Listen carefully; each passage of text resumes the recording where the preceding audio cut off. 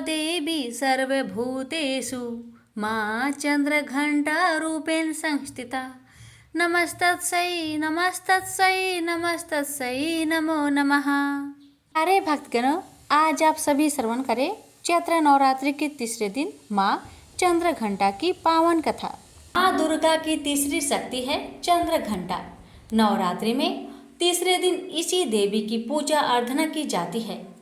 देवी का यह स्वरूप परम शांतिदायक और कल्याणकारी है। इसलिए कहा जाता है कि हमें निरंतर उनके पवित्र विग्रह को ध्यान में रखकर साधना करना चाहिए। उनका ध्यान हमारे इस लोक और परलोक दोनों के लिए कल्याणकारी और सद्गति देने वाला है। इस देवी की मस्तक पर घंटे के आकार का आधा चंद्र है, इसलिए इस देवी को चंद्र घंटा कहा गया है। इनके शरीर का रंग सोने के समान बहुत चमकीला है। इस देवी की 10 हाथ है। वे खड्ग और अन्य अस्त्र शस्त्र से विभूषित है। सिंह पर सवार इस देवी की मुद्रा युद्ध के लिए उद्धत रहने की है। इनके घंटे से भयानक ध्वनि से अत्याचारी दानव दैत्य और राक्षस कांपते हैं। नवरात्रि में तीसरे दिन इसी देवी का पूजा का महत्व है। इस देवी की कृपा से साधक को अलौकिक वस्तुओं के दर्शन होते हैं, दिव्य सुगंधियों का अनुभव होता है और कई तरह की ध्वनियाँ सुनाई देने लगती है। इस क्षणों में साधक को बहुत सावधान रहना चाहिए। इस देवी की आराधना से साधक में वीरता और निर्भयता के साथ ही सौम्यता और विनम्रता का विकास होता है। इसलिए हमें चाहिए कि मन, वचन और कर्म के साथ ही विहित विधान के अनुसार परिशुद्ध पवित्र करके चंद्र घंटा के शरणागत होकर उनकी उपासना आराधना करना चाहिए। इससे सारे कष्टों से मुक्त होकर सहज ही परम पद के अधिकारी बन सकते हैं। ये देवी कल्याणकारी है। प्रेम से बोलिए चंद्र घंटा माता की जय। प्रेम से बोलिए जगदम्बा मैया की जय। आज आप श्रवण करें श्रीमद् देवी भागवत पुराण की कथा। ऋषि बोले, महाभाग, वासुदेव जी ने अपने पुत्र को किस प्रकार प्राप्त किया और उनमें भ्रमण करते हुए श्री कृष्ण ने प्रेषण को कैसे खोजा। हे सुनते, हे सुत जी, किस विधि से और किससे वासुदेव जी ने श्रीमद् देवी भागवत पुराण का श्रवण किया, आप हम लोगों को यह कथा बताए। सूत जी बोले, भोजबंशी सत्राजित द्वारिकापुरी में आनंद पूर्वक निवास करता था। वह सूर्य की आराधना में तत्पर रहता था। वह सूर्य का परम भक्त एवं उनका मित्र था। कुछ समय के पश्चात सूर्यदेव उसके ऊपर प्रसन्न हो गए और उन्होंने उसे अपने लोकों का दर्शन कराया। उसकी भक्ति तथा प्रेम से अत्यंत प्रसन्न हुए। भगवान सूर्य ने सत्राजित को समयंतक मणि दे दी और वह उस मणि को अपने गले में धारण किए हुए द्वारिका आ गए। उसे देखकर मणि के तेज से भ्रमित नागरिकों ने सत्राजित को सूर्य समझकर सुधर्मा नामक अपनी सभा में विराजमान श्री कृष्ण के पास पहुंचकर उनसे कहा, हे जगतपते, आपके दर्शन की अभिलाषा से भगवान सूर्य स्वयं आपके पास आ रहे हैं। यह बात सुनकर सभा में श्री कृष्ण हंसकर बोले, हे बाल स्वभाव नागरिकों, ये सूर्य भगवान नहीं है बल्कि सत्राजित है, जो स्वयं सूर्य द्वार प्रदत्त समयंतक मणि से दिव्यमान होता हुआ यहाँ आ रहा है। उसके पश्चात ब्राह्मणों को बुलाकर सत्राजित ने स्वास्तिक वाचन कराया और भली भांति पूजन करके उस मणि को अपने घर में स्थापित किया। वह मणि जहाँ रहती थी वहाँ किसी प्रकार की महामारी, दुर्भिक्ष या उपसर्ग, भूकंप आदि प्राकृतिक संकट का भय उत्पन्न नहीं होता था। और उस मणि का एक विशेषता ये भी थी कि वह नित्य 8 बार स्वर्ण दिया करती थी। तदंतर एक दिन सत्राजित के भाई प्रेषण ने उस मणि को गले में धारण करके सिंधु देशीय घोड़े पर सवार होकर आखेट के लिए वन की ओर प्रस्थान किया। वहां वन में किसी सिंह ने उसे देखा और घोड़े सहित प्रेषण को मारकर सिंह ने वह मणि स्वयं ले ली। इसके पश्चात महाबली ऋक्षराज जांबान ने मणि धारण करने वाले उस सिंह को अपनी गुफा के द्वार पर देखकर और उसे मारकर मणि स्वयं ले ली। पराक्रमी ऋक्षराज ने वह मणि खेलने के लिए अपने पुत्र को दे दी और वह बालक भी उस प्रदीप्त मणि को पाकर उसके साथ खेलने लगा। कुछ काल बीतने पर भी जब सत्राजित ना लौटा तो प्रेषण को काफी दुख हुआ और सोचने लगा कि मणि लेने की इच्छा से न जाने किसने प्रेषण को मार डाला। इसी बीच द्वारकापुर में नागरिकों की पारस्परिक बातचीत से किसी प्रकार यह किंवदंती फैल गई कि मणि के लोभ से भस्मीभूत कृष्ण ने ही प्रेषण का वध किया है। श्री कृष्ण ने भी जब अपने विषय में अपशय की बात सुनी तो उन्होंने अपने ऊपर लगे हुए कलंक के परिमार्जन हेतु प्रेषण के आवेशनार्थ नागरिकों के साथ प्रस्थान किया। वन में पहुंचने पर श्री कृष्ण ने सिंह द्वारा मारे गए प्रेषण को देखा और तदंतर गिरे हुए रक्त बिंदुओं से चिहित मार्ग का अनुसरण करके सिंह को खोजते हुए वे कुछ दूर गए। इसके पश्चात एक गुफा के द्वार पर मरे हुए सिंह को देखकर करुणायुक्त वाणी में नागरिकों से बोले, मणि का हरण करने वाले को खोजने के लिए मैं इस गुफे के भीतर प्रवेश कर रहा हूँ। मैं जब तक वापस ना आऊँ तुम लोग यहीं पर ठहरो। द्वारकावासी ठीक है ऐसा बोलकर वहीं पर ठहर गए और श्री कृष्ण गुफा के भीतर प्रविष्ट हुए जहाँ जांबान का घर था।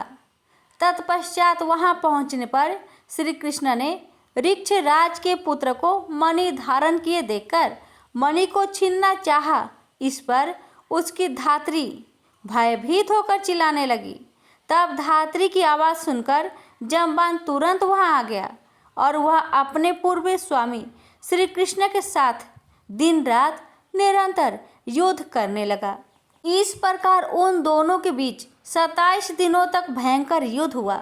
उधर द्वारकावासी गुफा के द्वार पर 12 दिनों तक तो श्री कृष्ण के आगमन की प्रतीक्षा करते हुए ठहर रहे, किंतु इसके बाद वे भयभीत होकर अपने अपने घर चले गए और वहां पहुंचकर उन्होंने लोगों से सारा वृत्तांत कहा। द्वारकापुरी के सभी नागरिक यह सब सुनकर सत्राजित की भर्त्सना करते हुए अंततः शोकाविहल हो गए। महाभाग वासुदेव जी अपने पुत्र का वह समाचार सुनकर परिवार सहित महान शोक से मूर्छित हो गए और बार बार सोचने लगे कि मेरा कल्याण किस प्रकार हो। उसी समय ब्रह्मा लोक से देवर्षि नारद वहां आ गए। वासुदेव जी ने उठकर उन्हें प्रणाम करके विधिवत उसकी पूजा की। देवर्षि नारद महामती यदुश्रेष्ठ वासुदेव जी कुशल क्षेम पूछकर उनसे बोले, आप क्यों चिंतित है ये मुझे बतलाइए। वासुदेव जी बोले, मेरे अतिशय प्रिय पुत्र श्री कृष्ण प्रेषण को खोजने के लिए द्वारिका के नागरिकों के साथ वन में गए थे, जहां उन्होंने प्रेषण को मारा हुआ देखा। इसके पश्चात प्रेषण को मारने वाला सिंह को भी एक गुफा के द्वार पर मरा हुआ देखा। श्री कृष्ण नागरिकों को द्वार पर ही रोककर स्वयं गुफा के अंदर चले गए। बहुत दिन व्यतीत हो चुके हैं किंतु मेरा पुत्र अभी तक नहीं लौटा, जिससे मैं चिंतित हूँ। अतः हे मुने, आप कोई ऐसा उपाय बतलाए जिससे मैं अपने प्रिय पुत्र को प्राप्त कर सकूं। नारद जी बोले, हे यदुश्रेष्ठ, आप पुत्र की प्राप्ति के लिए अंबिका देवी की आराधना कीजिए। आराधना से शीघ्र ही आपका कल्याण होगा। वासुदेव जी बोले, हे भगवान, वे देवी कौन है? वे महेश्वरी किस प्रकार के प्रभाव वाली है तथा उसकी आराधना किस प्रकार की जाती है? हे देवऋषि, कृपा करके यह बतलाइए। नारद जी बोले, हे महाभाग वासुदेव, देवी के अतुलित महात्म्य का विस्तार पूर्वक वर्णन करने में कौन समर्थ है, अतः मैं संक्षेप में ही कह रहा हूँ, आप उसे सुने।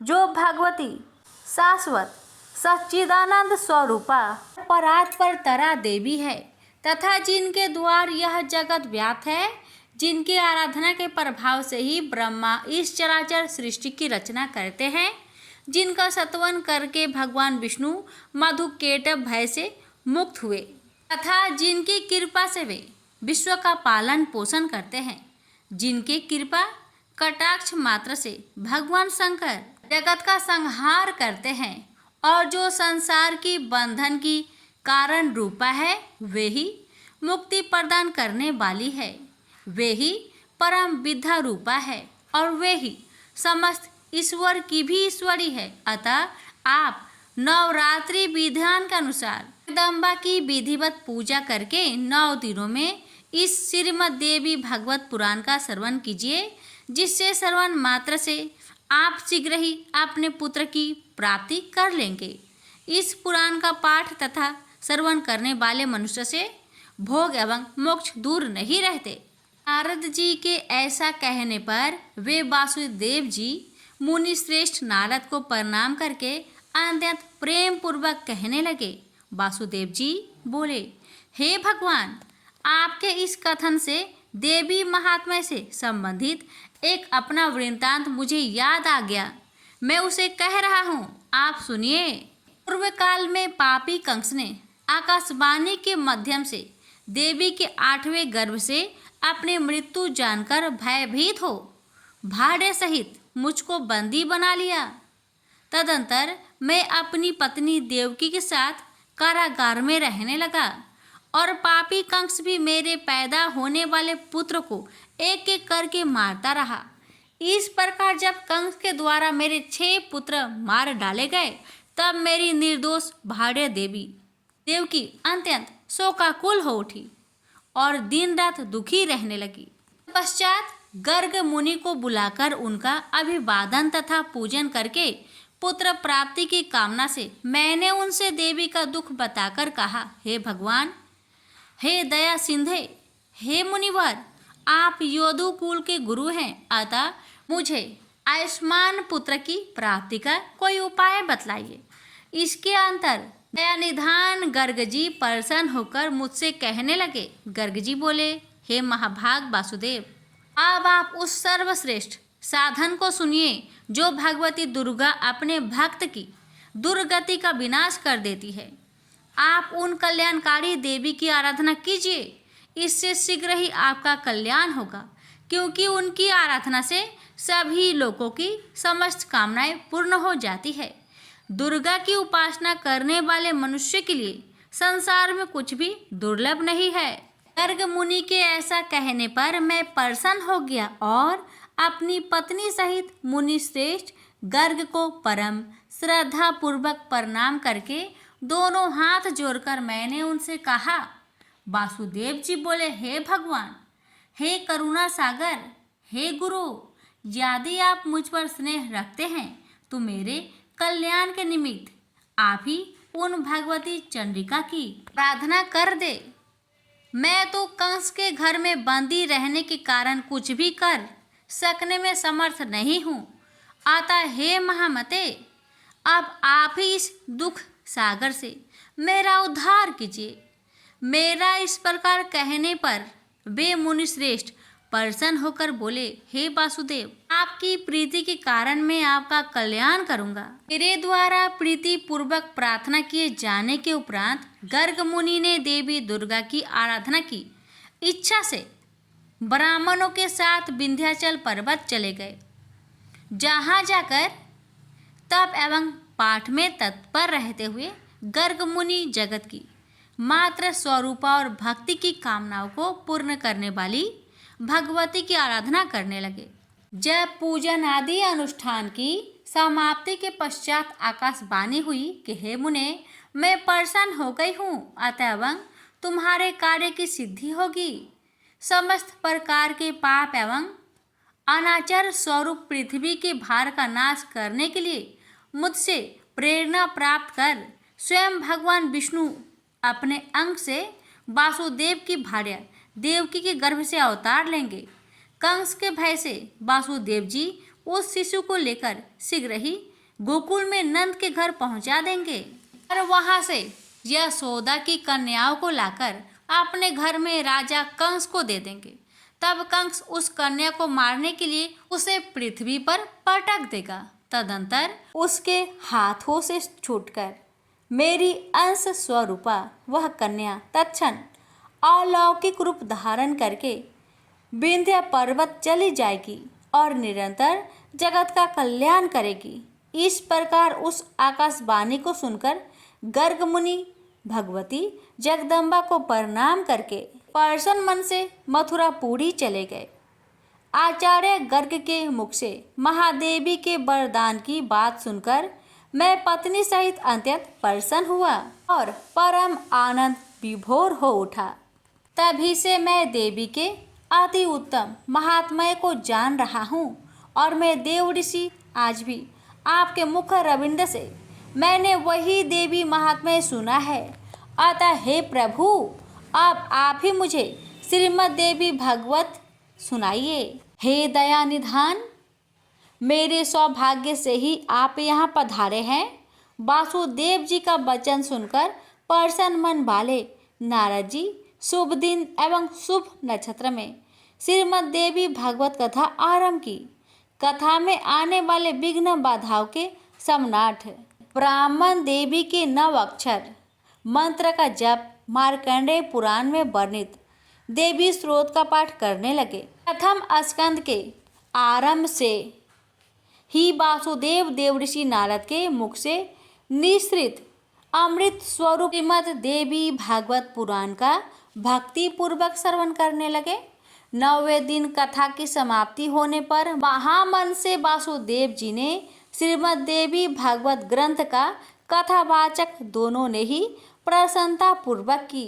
उधर कंदरा में श्री कृष्ण तथा जाम्बान के बीच चल रहे युद्ध में श्री कृष्ण ने टीका प्रहारों से जाम्बान के शरीर अत्यंत शिथिल पड़ गया था। उसी समय जाम्बान को भी पूर्वकाली घटनाएं याद आ गई और भगवान श्री कृष्ण को परम भक्ति के साथ प्रणाम करके अपने अपराध के लिए क्षमा याचना करते हुए उसने श्री कृष्ण से कहा, अब मुझे ज्ञात हो गया कि आप रघुश्रेष्ठ श्री राम ही हैं, जिनके भयंकर कोप से सागर तथा लंका नगरी दोनों क्षुब्ध हो गए थे और रावण अपने बंधु बांधवों सहित मारा गया था। हे श्री कृष्ण, वे राम आप ही हैं, अतः मेरी धृष्टता को क्षमा करें। मैं आपका सर्वथा सेवक हूँ, अतः मेरे योग जो भी कार्य हो उसके लिए मुझे आदेश दीजिए। जाम्बान का वचन सुनकर जगतपति श्री कृष्ण बोले, हे ऋषराज, मणि प्राप्त करने के लिए हम लोग इस कंदराओं में आए हुए हैं।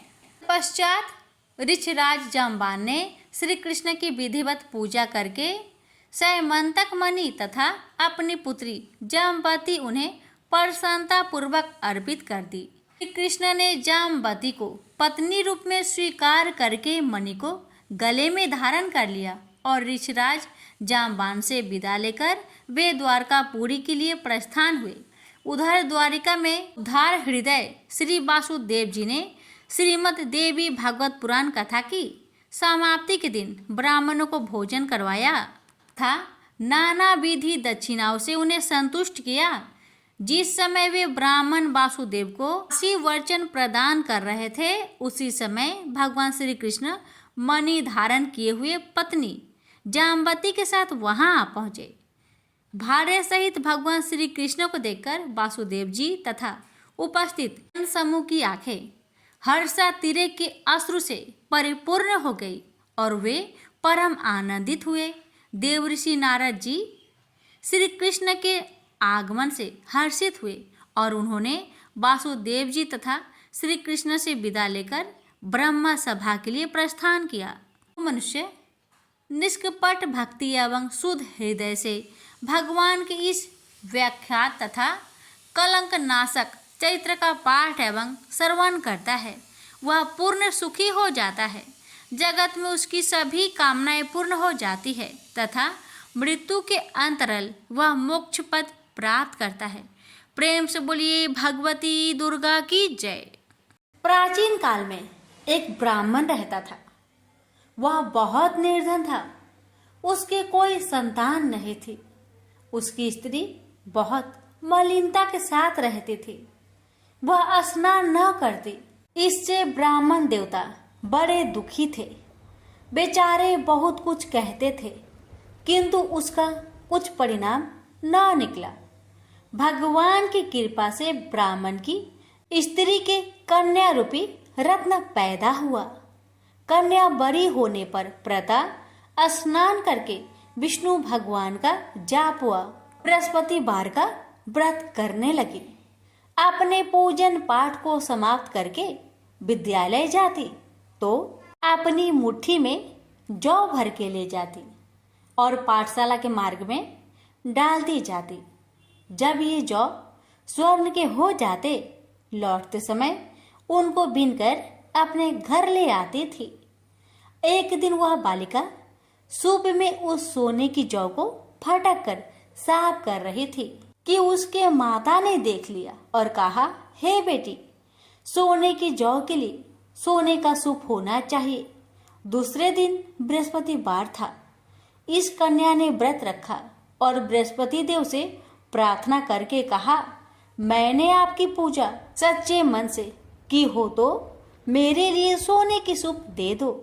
बृहस्पति देव ने उसकी प्रार्थना स्वीकार कर लिए। रोजाना की तरह वह कन्या जौ फैलाती हुई जाने लगी। जब लौटकर जौ बीन रही थी तो बृहस्पति देव की कृपा से सोने का सूप मिला। उसे वह घर ले आई और उसमें जौ साफ करने लगी, परंतु उसकी माँ का वही ढंग रहा।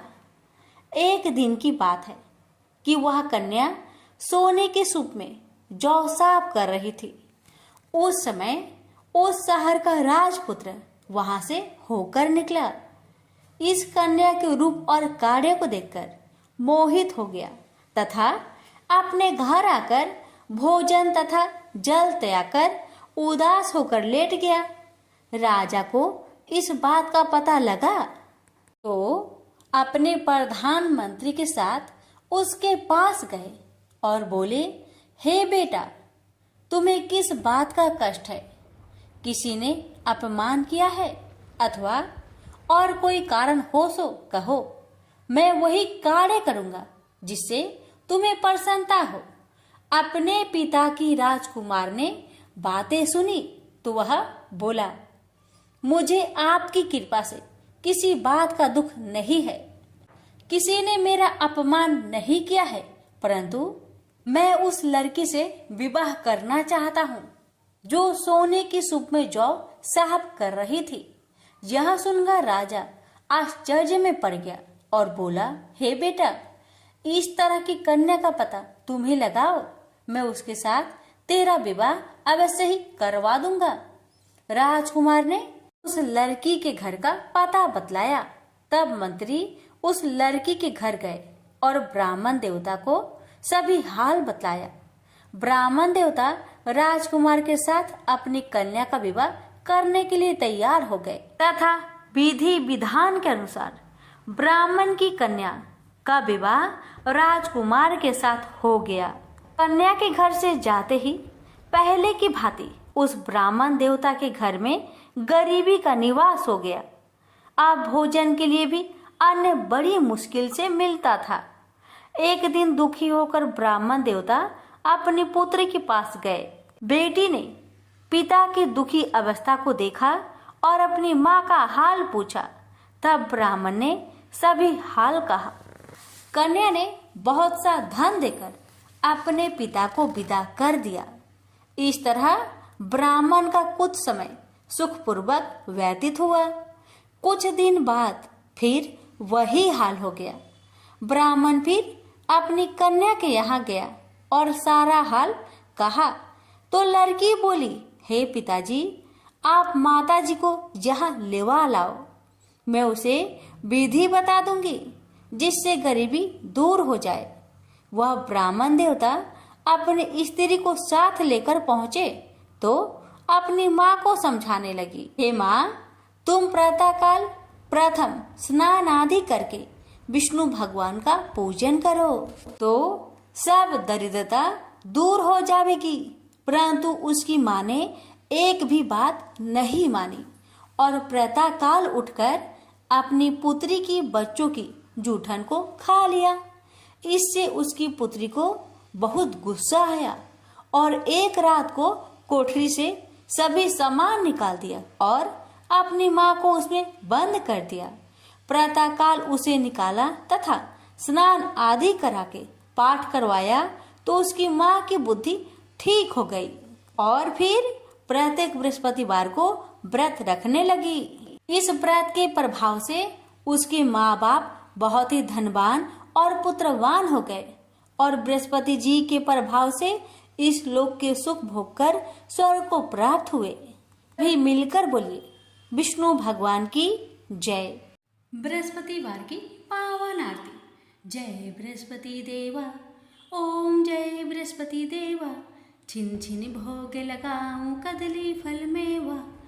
ओम जय बृहस्पति देवा, जय बृहस्पति देवा, तुम पूर्ण परमात्मा, तुम अंतर्यामी, जगत पिता जगदीश्वर, तुम सबके स्वामी। ओम जय बृहस्पति देवा, जय बृहस्पति देवा, चरणामृत निज निर्मल, सब पातक हरता, सकल मनोरथ दायक, कृपा करो भरता। ओम जय बृहस्पति देवा, जय बृहस्पति देवा, तन मन धन अर्पण कर जो जन शरण परे, प्रभु प्रकट तब होकर आकर द्वार खरे। ओम जय बृहस्पति देवा, जय बृहस्पति देवा, दीन दयाल दयानिधि, भक्तन हितकारी, पाप दोष सब हरता, भव बंधन हारी। ओम जय बृहस्पति देवा, जय बृहस्पति देवा, सकल मनोरथे दायके, सब संचय हारो, विषय विकार मिटाओ, संतन सुखकारी। ओम जय बृहस्पति देवा, जय बृहस्पति देवा, जो कोई आरती तेरी प्रेम सहित गावे, जेठानंद आनंद कर सो निश्चय पावे। ओम जय बृहस्पति देवा, जय बृहस्पति देवा, प्रेम से बोलिए बृहस्पति भगवान की जय।